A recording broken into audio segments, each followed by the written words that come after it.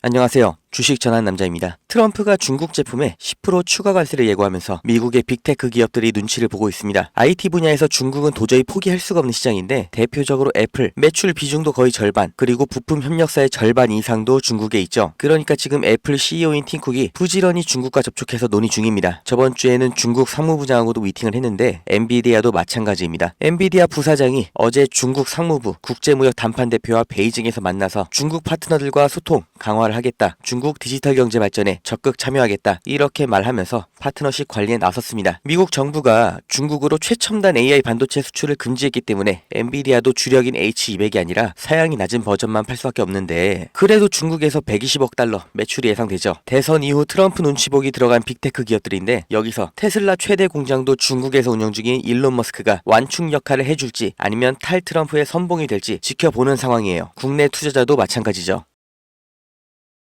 주식 투자 인구수가 1,400만 명이 넘는다고 합니다. 대한민국 사람 4명 중에서 1명은 주식 투자를 한다는 거고 사실상 어른 중에서 절반은 주식 투자를 한다는 거죠. 이 대한민국 사람들이 다들 주식을 하는 이유가 뭘까요? 주식 투자가 폭발적으로 늘기 시작한 시점, 이 코로나 팬데믹 때부터였죠. 이게 뜻하는 건 하나입니다. 불안이죠. 일자리에 대한 불안, 미래 소득에 대한 불안, 스스로 대비하지 않으면 안 된다는 이 조급함, 그리고 아무리 열심히 일해도 10년, 20년을 일해도 우리는 집 한 채 사지 못한다. 이런 박탈감 때문에 원금 손실이라는 리스크를 감안하고서 주식시장에 아무것도 모른 채 맨손으로 뛰어든 겁니다.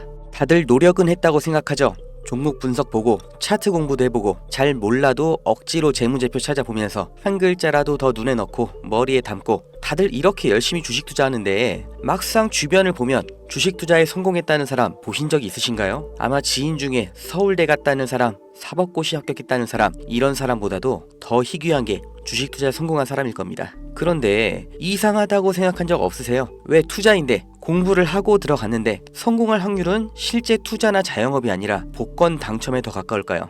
무언가 잘못됐다 이렇게 느껴지지 않으세요? 공부를 더 하면 나아질까요? 재무제표를 직접 작성하는 회계사도 실패하는 게 주식 투자입니다. 공부가 답이 아니라는 거죠. 그렇다면 답이 뭐냐? 그 진실을 알려드리겠습니다.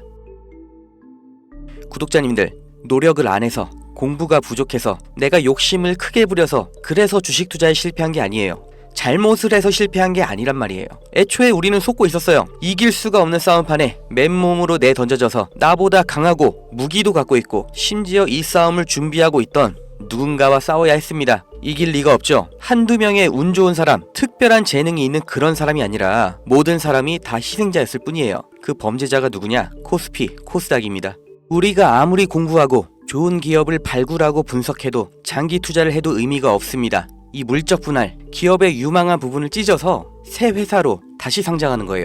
아주 대표적인 게 2020년 LG화학에서 배터리 사업부를 분할해서 LG 에너지 솔루션 설립한 거였죠. 이 배터리, 전기차 시장의 최대 수혜 테마죠. 이 시기 가장 큰 주목을 받고 있었는데 이걸 믿고 LG화학에 투자했던 주주들, 배터리 사업부가 찢겨져 나갔을 때 어떤 보상을 받았나요? 똑같은 사례, 대기업만 해도 줄줄이 있죠. 바로 다음 해 SK이노베이션에서 배터리 사업부 똑같이 물적 분할하면서 SK온 설립했죠. SK의 미래를 책임질 주요 사업인데 이걸 알고 미리 SK이노베이션에 투자한 통찰력 있는 똑똑한 주주는 배신을 당한 겁니다. 또 카카오톡이라는 메신저를 플랫폼으로 활용해서 카카오페이, 카카오뱅크 전부 성공을 시켰죠. 그런데 카카오페이, 카카오뱅크 각각 따로 물적 분할을 해버렸어요.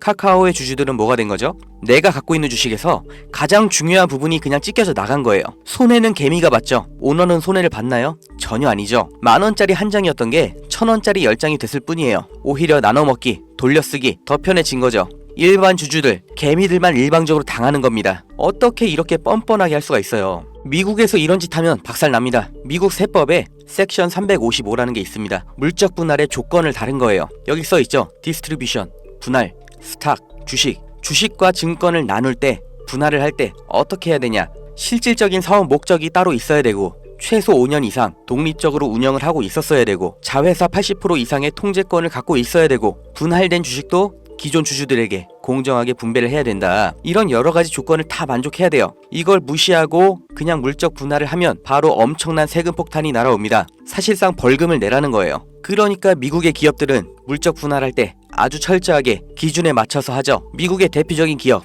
이 GE도 이렇게 테마별로 구분 지어서 분할하니까 시장에서도 전략적 유연성, 자원 배분의 효율화 이렇게 인식을 해서 주가도 같이 오르는 거예요. 이렇게 모든 주주들에게 이익이 되는 물적 분할을 하라는 겁니다. 회사의 미래 가치를 믿고 투자한 사람들을 배신하지 말라고 이렇게 하는 거예요. 이뿐만이 아니죠. 금투세, 이 말도 안 되는 세금 폐지하나 싶었는데 말장난이었고 그냥 유예였죠. 이 금투세의 최대 피해자 누구예요? 중산층, 개미입니다. 세금 부담 때문에 안정적인 장기 투자를 못하고 리스크 있는 단기 투자, 고위험 투자로 내몰리는 거예요. 심리적 압박 더 받겠죠. 일관된 투자 어렵죠. 그 돈 누가 가져갈까요? 하루 종일 차트 보면서 대응하는 트레이더, 기관 얘네들한테 다 갖다 바치라고 하는 겁니다. 또 있죠. 분식회계는 어때요? 개미들이 아무리 기업 분석하고 재무제표 찾아보고 PER, ROE 따지면 뭐해요? 이게 진실인지 아닌지 아무도 보장을 못해주죠. 분식 회계를 저질러도 그 처벌이 너무나 낮기 때문에 아예 세계에서 한국 주식을 저평가하는 겁니다. 다들 들어보셨죠? 코리아 디스카운트. 이게 얼마나 부끄러운 말이에요. 한국 거는 그냥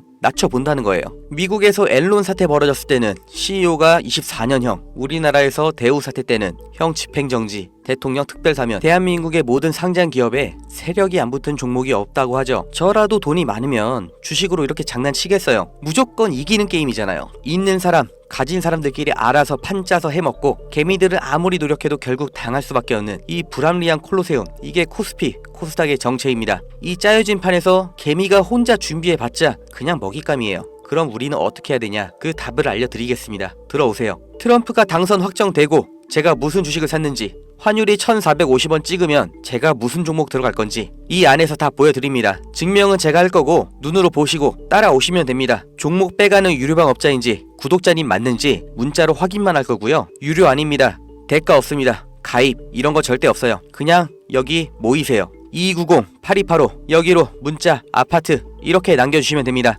100만원으로 시작해서 아파트까지 가는 기적 제가 보여드릴게요.